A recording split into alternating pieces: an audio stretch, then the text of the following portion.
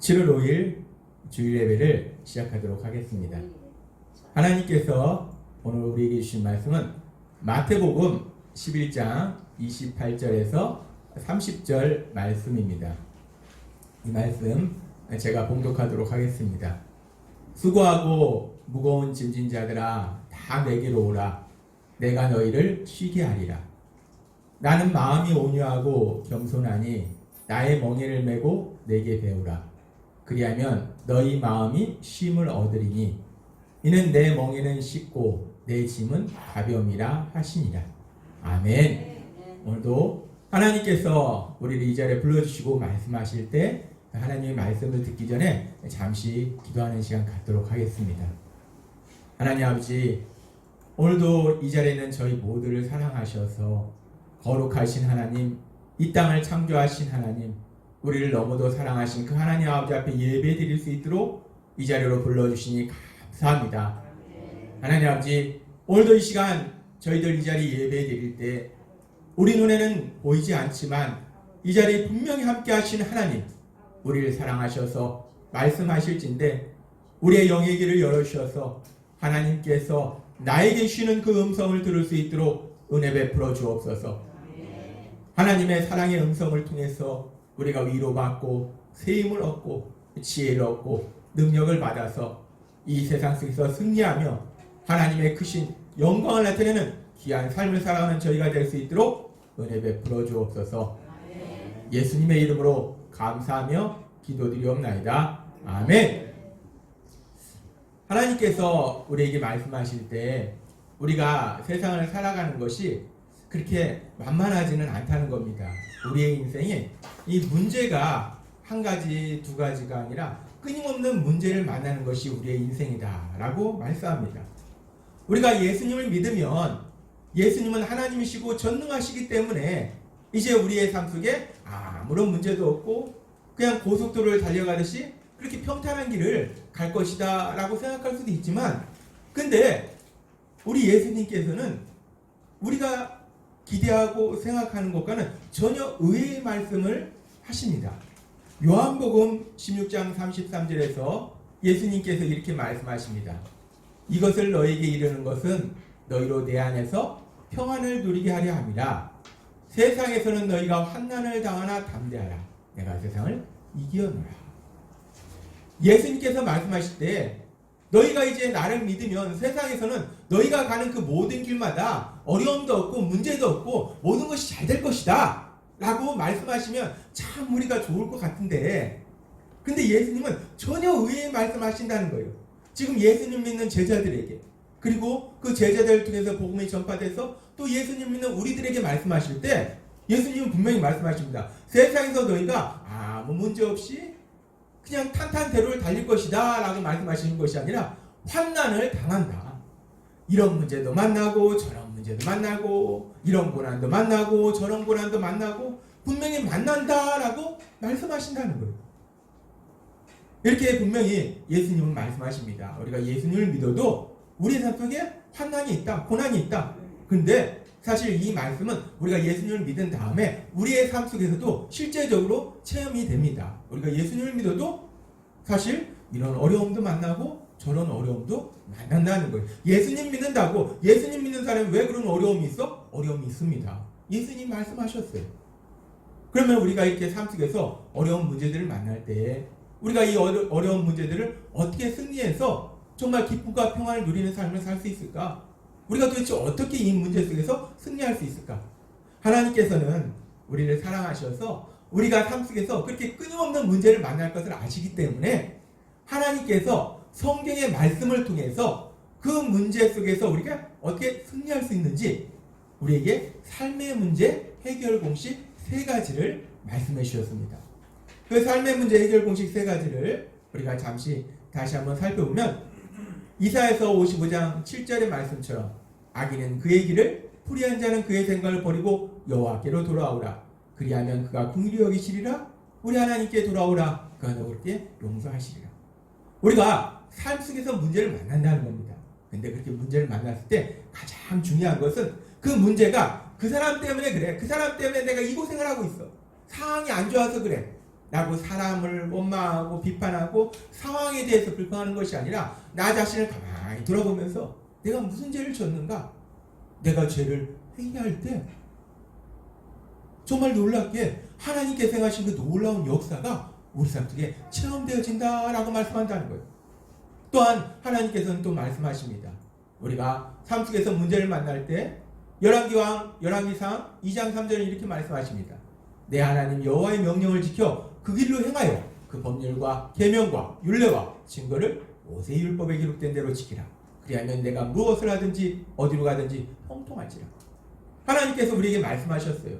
우리가 삶 속의 문제를 만났는데 하나님의 말씀은 전혀 그 문제를 해결하는 놀라운 지혜를 말씀하시는 것이 아니라 전혀 그 문제와는 상관없는 엉뚱한 것을 말씀하신다는 거예요. 이 도대체 뭔 말씀인가? 도대체 이해할 수 없다는 거예요. 황당하다는 겁니다. 그럼에도 불구하고 그 하나님 말씀에 순종하니까 하나님 행하시는 놀라운 역사가 일어난다는 겁니다. 또한 하나님께서 우리에게 말씀하십니다. 시편 50장 15절 말씀. 환난 날에 나를 부르라. 내가 너를 건지리니 내가 나를 영화롭게 하리로다. 아멘. 하나님은 말씀하십니다. 우리가 삶 속의 문제를 만난다는 겁니다. 그렇게 문제를 만났을 때 하나님은 네가 한번 해결해봐. 네가 죽도록 노력해서 해결해봐. 라고 말씀하시지 아니하고 나를 부르라. 라고 말씀하신다는 거예요. 이 말씀이 얼마나 감사한 말씀인지 모릅니다. 우리가 세상을 살다 보면 내가 아무리 노력해도 해결할 수 없는 그런 많은 문제들 앞에서 정말 절망하고 그래서 슬퍼할 수밖에 없는데 하나님은 말씀하신 거예요. 나에게 부르라. 나에게 찾아와라. 우리가 그렇게 하나님 앞에 기도할 때 하나님께서 행하신 놀라운 역사가 일어난다 라고 말씀하십니다. 하나님은 우리 삶 속에서 우리가 이런 문제 저런 문제 끊임없이 만나는 것을 알고 계신다는 거예요. 예수님을 믿는다고 아무 문제 없이 사는 것이 아니라 이런 문제도 만나고 저런 문제도 만나고 우리 삶을 아시기 때문에 근데 그 문제로 인하여 우리가 고통스러워하는 것이 아니라 문제 속에서 승리하고 하나님이 주신 기쁨과 평안을 누리도록 오늘 우리에게 분명히 말씀하실 때 계속해서 몇 주간에 걸쳐서 우리에게 말씀하실 때 우리가 삶의 문제를 어떻게 해결하는가 그 해결 공식에서 삶의 문제 속에서 회개할 때 하나님 말씀에 순종할 때 그리고 하나님께 기도할 때 회개, 순종, 기도 이 세 가지 방법을 통해서 이 문제를 해결하고 하나님께서 행하신 놀라운 역사를 체험하고 우리의 삶을 통해서 하나님의 크신 영광 그 영광을 나타내게 된다라고 분명하게 우리에게 말씀해 주셨습니다. 여기 계신 여러분들이 세상을 살다 보면 이런 문제 저런 문제 큰 문제도 만나고 작은 문제도 만나고 문제는 끊임없이 만난다는 겁니다. 문제를 만났을 때 하나님께서 우리에게 주신 그 말씀처럼 삶의 문제 해결 공식 성경의 말씀처럼 우리가 회개하고 순종하고 또 하나님 앞에 기도함으로 인해서 하나님이 행하신 그 놀라운 역사를 체험하시는 여러분이 되시기를 바랍니다. 하나님은 분명히 우리에게 말씀하십니다. 그런데 우리가 여기에서 한 가지 의문이 생깁니다. 세상 사람도 문제를 만나면 어떤 분들은 상당히 긍정적인 생각을 가진 분들은 잘 될 거야. 아니 잘 되지. 뭐든지 잘 되지. 라고 그렇게 잘 될 거야 라고 생각할 수 있어요. 그럼 세상 사람들이 생각하는 예수님을 믿지 않는 세상 사람들이 무조건적으로 잘 될 거야 라고 생각하는 거하고 우리가 지금 하나님의 말씀대로 이렇게 하면 결국 기쁨과 평안을 누리게 된다 라는 거하고 뭐가 차이가 있을까? 이 하나님의 말씀대로 우리가 정말 회개하고 또 순종하고 기도할 때 우리의 삶이 반드시 기쁨과 평안을 누리게 되는 그 근거가 도대체 무엇인가? 오늘은 이 부분에 대해서 조금 더 자세히 하나님이 말씀해 주십니다. 하나님께서는 성경의 말씀을 통해서 이 세상을 어떻게 만드셨는지 또 우리 인간을 어떻게 만드셨는지 그리고 또 우리가 어떻게 죄를 지었는지 그리고 또 중요한 것은 그렇게 죄를 지었을 때 죄의 결과가 무엇인지에 대해서 명확하게 말씀해 주십니다. 우리가 제자 훈련을 통해서도 하나님께서 우리에게 분명하게 말씀해 주셨지만 이 죄, 세상에서는 죄를 졌어도 들키지 않으면 되고 뭐 안 졌다고 거짓말하면 되고 어디에 대충 넘어가면 됩니다. 그런데 이 땅을 창조하신 하나님은 그 모든 것을 보고 계시고 그 죄에 대해서 분명히 대가를 치르도록 하신다는 거예요. 그 죄의 대가가 무엇인가? 죄의 결과가 무엇인가? 성경은 분명히 말씀할 때 죄의 결과는 죽음과 저주와 고통이다 라고 하나님은 분명하게 말씀하신다는 거예요. 죄를 졌는데 지금 이 땅에서 지금 당장은 아무런 일이 없는 것 같아도 결국 그 죄에 대해서는 무서운 죽음의 그 저주의 그 고통이 그 앞에 기다리고 있다라고 하나님은 분명히 말씀한다는 거예요. 따라서 우리 삶 속에 이런저런 많은 고통이 있는데 그 고통의 근본적인 원인은 무엇이냐? 우리가 볼 때는 뭐 그 사람 아니면 어떤 현상, 돈이 없어서 내가 뭐 배우지를 못해서 뭐 여러 가지를 생각해 볼 수 있겠지만은 결국 모든 고통의 근본적인 원인은 성경의 말씀을 통해서 우리가 살펴볼 때 죄다라고 볼 수 있다는 거예요. 가장 근본적인 원인은 죄에 있다는 거예요. 근데 감사한 것은 우리 하나님께서는 그런 우리의 연약함을 아시기 때문에 마태복음 1장 21절은 이렇게 말씀합니다. 아들을 낳으리니 이름을 예수로 하라. 이는 그가 자기 백성을 그들의 죄에서 구원할 자이심이라 하니라. 아멘. 하나님께서는 그런 우리를 아시기에 모든 고통의 근본적인 원인은 그 죄에서 우리를 구원하시기 위해서 하나님이신 예수님을 이 땅에 보내셨음을 성경은 분명히 말씀한다는 겁니다. 그리고 그렇게 우리를 죄에서 구원하시기 위해서 이 땅에 오신 예수님께서는 마태복음 11장 28절에서 30절 오늘 우리에게 주신 말씀 속에서 이렇게 말씀하십니다. 수고하고 무거운 짐진 자들아 다 내게로 오라. 내가 너희를 쉬게 하리라. 나는 마음이 온유하고 겸손하니 나의 멍에를 메고 내게 배우라. 그리하면 너희 마음이 쉼을 얻으리니 이는 내 멍에는 쉽고 내 짐은 가벼우니라 하시니라.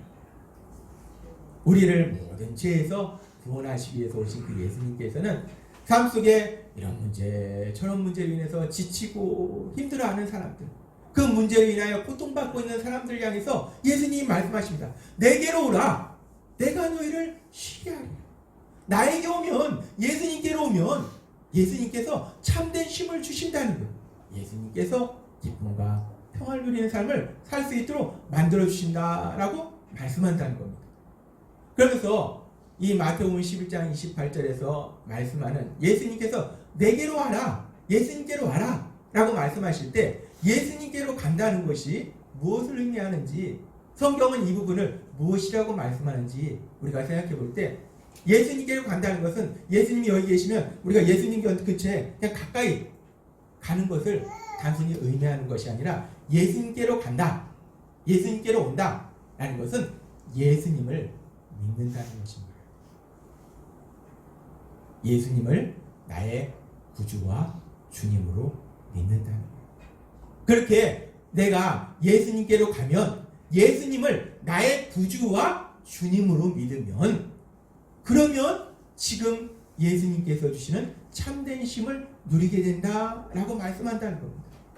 그러면 예수님을 믿는다, 예수님을 믿는 것이 왜 우리가 그렇게 참된 쉼을 누리게 되는가? 예수님을 믿을 때 도대체 어떤 역사가 일어나는가? 예수님을 믿을 때 우리 눈에는 아무런 일도 변화도 없는 것 같은데 도대체 예수님을 믿는다는 것이 우리 삶 속에 어떤 변화를 주시는 것인가? 이 예수님을 믿는다는 것이 얼마나 놀라운 우리 삶 속에 역사를 이루는지 아주 중요한 성경의 말씀이 있습니다. 이 바울 사도를 통해서 하나님께서 기록하게 하신 갈라디아서 3장 13절과 14절의 말씀은 예수님을 믿을 때 우리 삶 속에 어떤 놀라운 변화가 일어나는지 그 엄청난 변화에 대해서 말씀한다는 거예요. 갈라디아 3장 13절과 14절은 이렇게 말씀합니다. 그리스도께서 우리를 위하여 저주를 받은 바 되사 율법의 저주에서 우리를 속량하셨으니 기록된 바 나무에 달린 자마다 저주 아래 있는 자라 하였습니다. 이는 그리스도 예수 안에서 아브라함의 복이 이방인에게 미치게 하고 또 우리로 하여금 믿음으로 말미암아 성령의 약속을 받게 하려 함이라. 아멘. 갈라디아서 3장 13절과 14절의 말씀은 엄청나게 중요한 말씀입니다. 우리가 예수님을 믿을 때 예수님을 믿는다는 게 도대체 우리 삶 속에 어떤 변화를 주는가? 예수님 믿는 게 내 삶에 무슨 관계가 있는가? 놀라운 말씀하시는데, 우리는 성경의 말씀을 통해서 계속 말씀하지만 우리는 모두 죄인이라는 거예요. 그 죄인이기 때문에, 근데 죄인이 왜 그렇게 중요한가? 이 죄의 결과가 죽음과 저주와 고통이라는 거예요. 죄인이기 때문에 우리 삶 속에는 끊임없는 고통이 있을 수밖에 없다는 거예요. 이 저주로 인해서 고통이 있을 수밖에 없다는 거예요. 그런데 지금 우리가 예수님을 믿으면 예수님께서 십자가에서 죽으실 때 그 예수님의 죽으심은 우리의 죄에 대한 그 대가를 대신 지불하신 죽으심이기 때문에 예수님의 십자가 죽으심을 통해서 우리가 받아야 될 그 저주와 고통을 예수님께서 대신 다 받으셨다는 겁니다. 예수님께서 우리가 받아야 될 그 저주와 고통을 다 받으셨기 때문에 이제 우리에게는 더 이상 아무런 저주도 우리에겐 더 이상 고통도 남아있을 수가 없다는 거예요. 그렇기 때문에 우리가 그 예수님께로 오면 그 예수님을 믿으면 예수님이 나의 그 저주와 그 고통을 다 짊어지셨기 때문에 이제 우리는 예수님께서 주시는 그 참된 쉼을 기쁨과 평안을 누리는 행복한 삶으로 갈 수밖에 없다는 겁니다. 하나님께서는 우리에게 분명하게 말씀하십니다. 우리가 삶 속에서 끊임없는 문제를 만나는데 근데 왜 예수님을 믿으면 우리가 그 삶 속에서 결국은 고통과 슬픔의 삶을 사는 것이 아니라 어찌됐든 간에 그 모든 것이 변화돼서 결국은 기쁨과 평화를 누리는 행복한 삶을 살 수밖에 없는가? 왜 예수님을 믿는 사람들은 결국 기쁨과 평화를 누릴 수밖에 없는가? 세상 사람도 잘 될 거야 라고 생각하는데 우리도 그냥 잘 될 거야 라고 생각하는가? 그게 아니라는 겁니다. 막연히 아무런 근거도 없이 잘 될 거야 라가 아니라 예수님을 믿으면 성경의 말씀에 분명히 말씀할 때 우리가 받아야 될 모든 저주를 그 고통을 예수님께서 다 짊어지셨기 때문에 그것이 다 사라졌기 때문에 이제 더 이상 우리에게 저주는 없다는 겁니다. 예수님을 믿으면 우리 삶 속에 더 이상 저주가 없음을 믿습니다. 아멘. 여러분의 삶 속에 더 이상 저주는 없다는 거예요. 가끔가다 세상 사람들은 뭐 부모로부터 조상으로부터 저주가 있기 때문에 그 저주를 끊어야 된다. 그 무당들은 구슬해야지 저주가 끊어진다. 어디에도 그런 근거는 없다는 겁니다. 그런데 하나님은 성경의 말씀을 통해서 명확하게 말씀하실 때 예수님께서 우리 죄를 대신하여 십자가에 죽으실 때 갈라디아서 3장 13절과 14절의 말씀처럼 우리의 저주를 다 받으셨기 때문에 우리는 더 이상 저주가 없어요. 그렇기 때문에 이제는 아브라함의 복이 아브라함에게 창세기 12장에 말씀할 때 너는 복이 될지라 라고 말씀합니다. 복이 된다는 거예요. 너는 복을 받아라가 아니라 그냥 너 자체가 복이 된다는 거예요. 우리는 복을 누리는 사람이고 따라서 우리가 가는 곳은 우리가 복이기 때문에 사람들이 복을 받게 된다는 거예요. 이 놀라운 복을 누리는 삶이 우리를 기다리고 있다는 겁니다. 하나님은 우리에게 분명히 말씀하십니다. 그래서 오늘 하나님께서 이 마태복음 11장 28절의 말씀처럼 이 말씀을 통해서 삶의 문제 속에서 우리가 어떻게 승리할 수 있는지 그 삶의 문제 해결 공식을 또 하나 우리에게 말씀하십니다. 그 삶의 문제 해결 공식은 마태복음 11장 28절의 말씀처럼 수고하고 무거운 짐진 자들아 다 내게로 오라. 내가 너희를 쉬게 하리라. 예수님의 말씀처럼 우리가 삶에 문제가 있을 때 예수님께로 가면 예수님을 믿으면 믿음의 삶을 살면 우리는 하나님의 하신 놀라운 역사를 체험하고 결국 기쁨과 평화를 누리는 행복한 삶을 살게 된다라고 말씀하신다는 겁니다.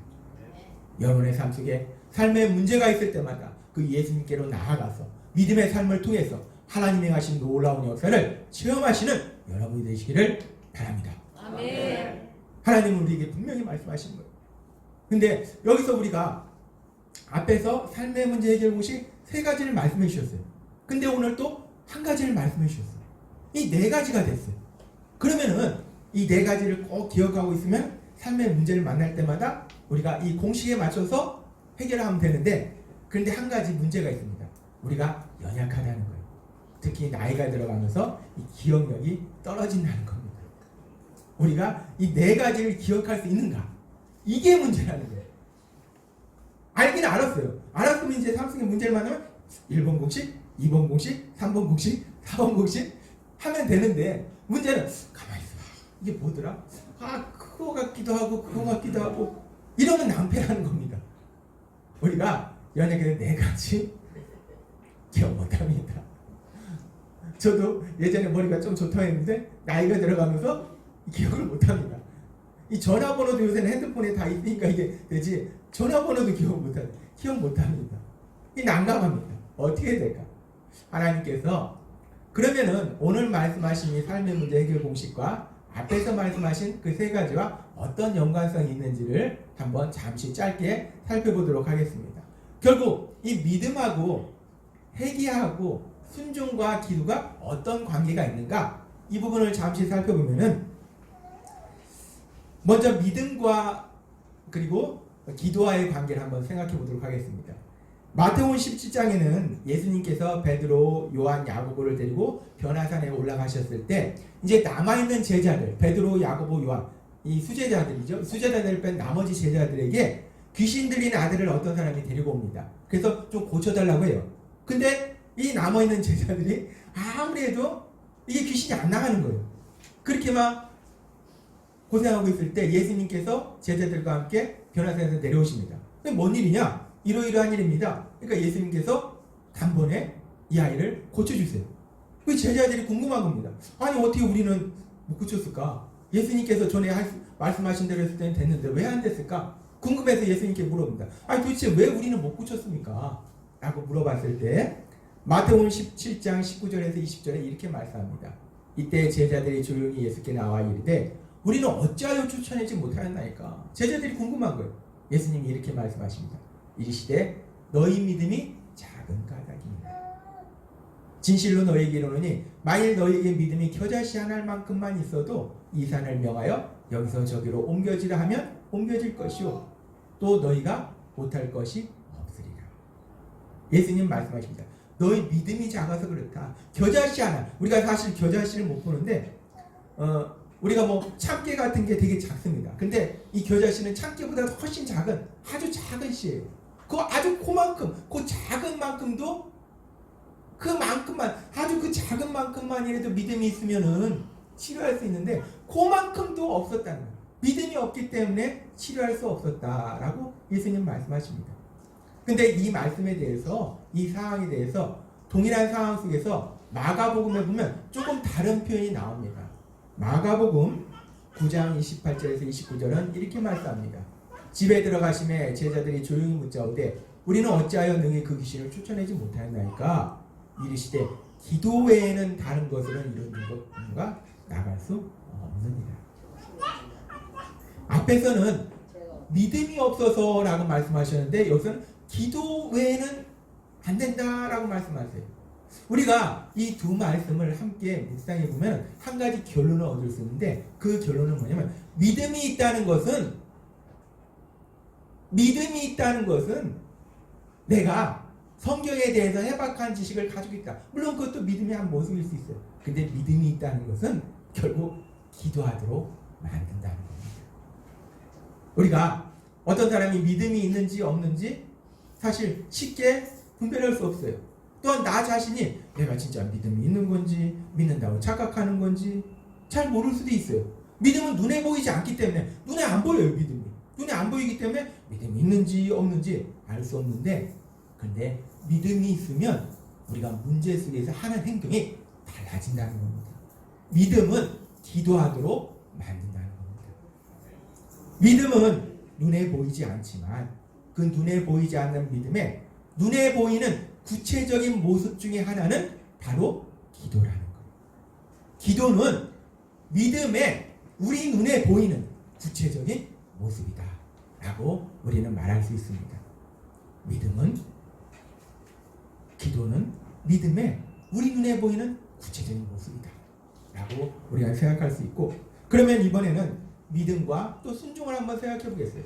우리가 예수님을 믿는다. 예수님을 믿는다는 게 뭐냐? 예수님을 믿는다는 것은 예수님께서 날 위하여 십자가에 돌아가신 만큼 그렇게 날 사랑하신다는 걸 믿는다는 거예요. 그래서 우리도 그 예수님을 사랑한다는 겁니다. 예수님을 믿는다? 예수님을 사랑한다는 거예요. 그럼 예수님을 사랑하면 우리가 어떤 삶을 사는가? 요한복음 14장 15절은 말씀합니다. 너희가 나를 사랑하면 나의 계명을 지키리라. 우리가 예수님을 믿으면 예수님을 사랑하는 것이고, 예수님을 사랑하면 예수님의 계명을 지키는, 예수님의 말씀에 순종하는 삶을 산다는 겁니다. 예수님을 믿는다는 것은 예수님의 말씀에 순종한다는 거예요. 마찬가지로 예수님을 믿는 믿음은 눈에 보이지 않습니다. 근데 예수님 말씀에 순종하는 그 순종의 모습은 눈에 보인다는 거예요. 순종은 믿음의 눈에 보이는 구체적인 모습이다 라고 우리가 말할 수 있습니다. 그리고 이제 나머지 한 가지, 회개와 믿음은 그럼 어떤 관계 속에 있는가? 우리가 예수님을 믿는다는 것은 예수님을 나의 구주와 주님으로 믿는다는 것이고, 그 예수님을 믿는다는 것은 요한복음 1장 1절과 14절 말씀에 보면 대초에 말씀이 계시니라, 이 말씀이 하나님과 함께 계셨으니 이 말씀은 곧 하나님이시니라. 말씀이 육신이 되어 우리 가운데 거하심에 우리가 그의 영광을 보니 아버지의 독생자의 영광이요 은혜와 진리가 충만하더라. 아멘. 말씀이 육신이 되신 분이 예수님이라는 거예요. 우리가 예수님을 믿는다는 것은 다른 말로 하나님의 말씀을 믿는다라고 볼 수 있습니다. 예수님을 믿는다는 것은 하나님의 말씀을 믿는 것이고, 그 하나님의 말씀은 우리 삶 속에 어떤 역사를 이루시는가? 로마서 3장 20절에 이렇게 말씀합니다. 그러므로 율법의 행위로 그의 앞에 의롭다 하심을 얻을 육체가 없나니 율법으로는 죄를 깨달습니다. 하나님의 말씀인 율법의 말씀은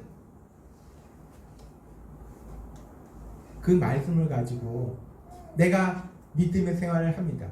하나님의 말씀을 듣습니다. 세상 사람을 봅니다. 야, 저거 성경 말씀대로 사는 게 아닌데 쟤 짓고 있네? 쟤도 쟤 짓고 있네? 쟤도 쟤 짓고 있네? 야, 쟤네들 하나님 안 믿, 예수님 안 믿으니까 손 쟤만 짓는구나.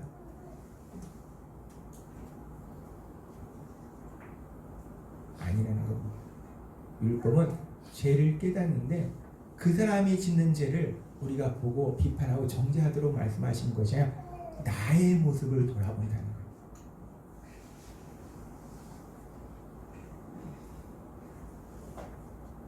예수님 믿는 사람들이 자꾸 세상 사람들을 비판하고 정죄합니다.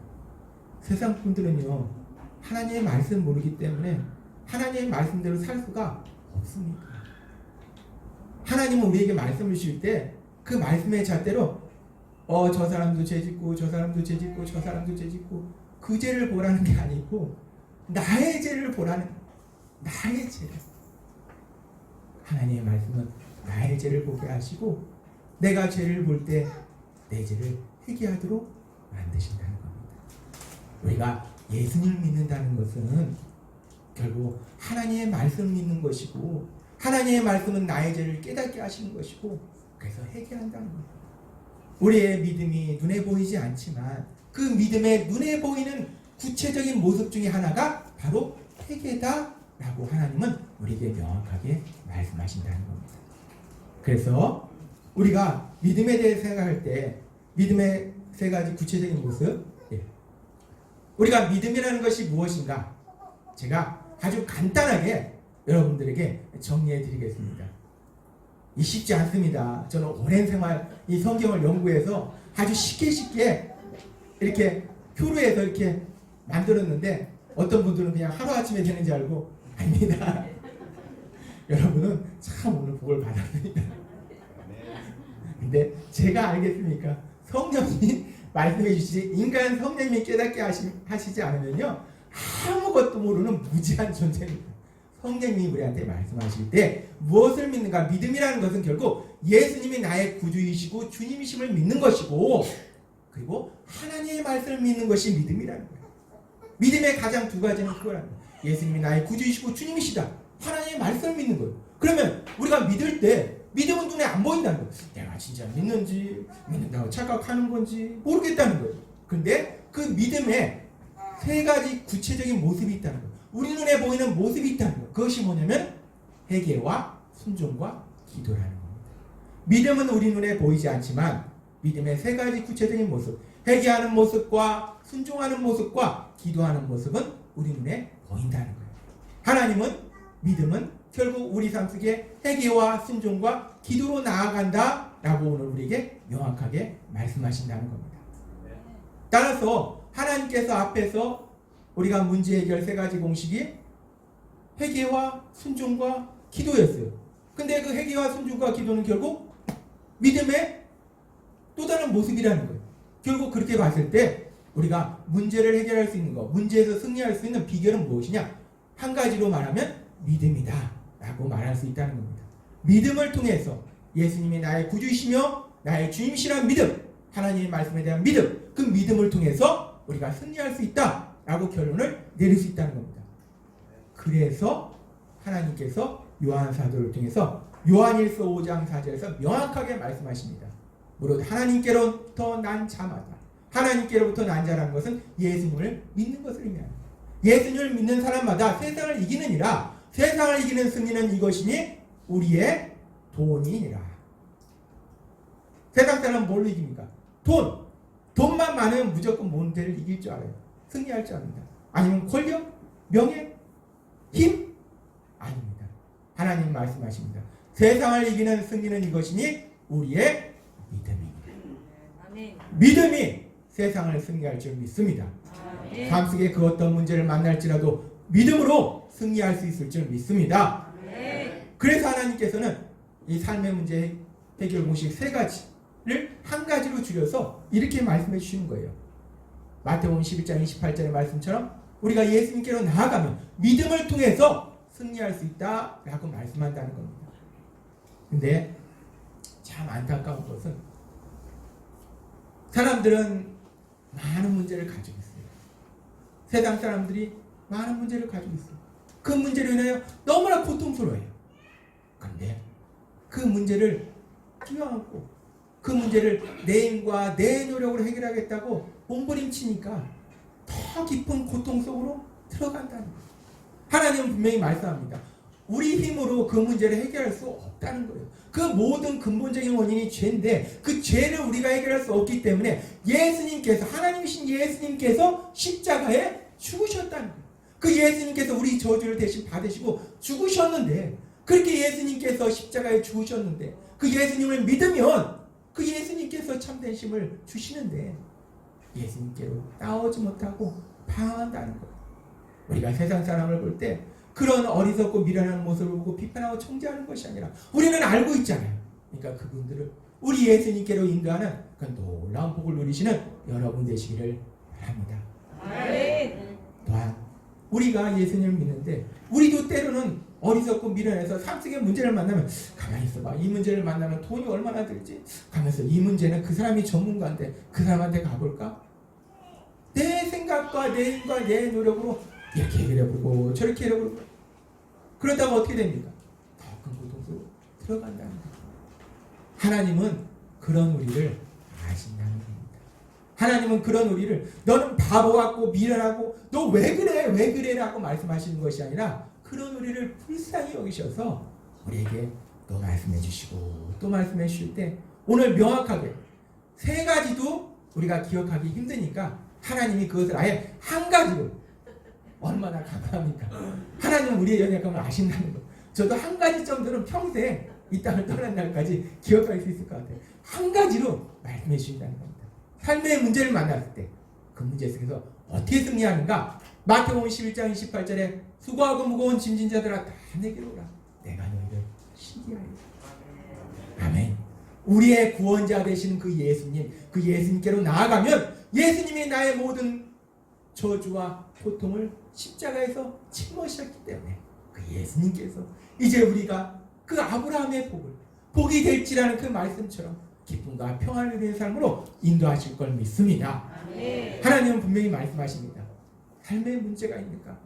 우리가 지금 문제가 없는 것 같은데 내일 당장 문제가 생길 수도 있고 또 모레 생길 수도 있고 살다 보면 문제는 만난다는 겁니다. 그런데 우리가 문제를 만나도 두려워하지거나 염려하지 않는 것은 하나님 명확하게 어떻게 승리할 수 있는가를 알려주신다는 거예요.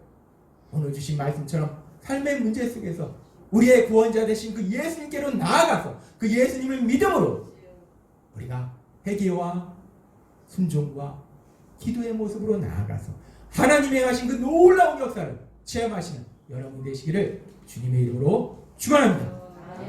기도드리겠습니다. 하나님 아버지 감사합니다. 오늘도 말씀을 통해서 우리에게 우리의 삶 속에 정말 끊임없이 이런 문제 저런 문제를 만나서 염려하고 근심하고 두려워하는 그런 우리의 삶을 아시기에 하나님이 명확하게 오늘도 마태복음 11장 28절의 말씀처럼 모든 수고하고 무거운 짐을 가지고 우리 예수님께로 나아가면 예수님께서 우리에게 참된 힘을 주신다 말씀하여 주시니 감사합니다. 하나님 아버지, 그런데 그 예수님께로 나아가는 것조차 예수님을 믿는 믿음의 삶을 사는 것조차 우리 힘으로 할 수 없는데 그래서 성령 하나님의 능력으로 역사하셔서 우리에게 믿음 주시고 믿음의 삶을 살게 하셔서 하나님의 하신 놀라운 역사를 체험케 하시니 감사합니다. 아멘. 성령의 인도하심에 따라 믿음으로 나아가서 어떤 문제를 만날지라도 승리하고 승리 주신 하나님의 영광을 나타내는 우리 모두가 될 수 있도록 은혜 베풀어 주옵소서. 아멘. 예수님의 이름으로 감사하며 기도드렸나이다. 아멘.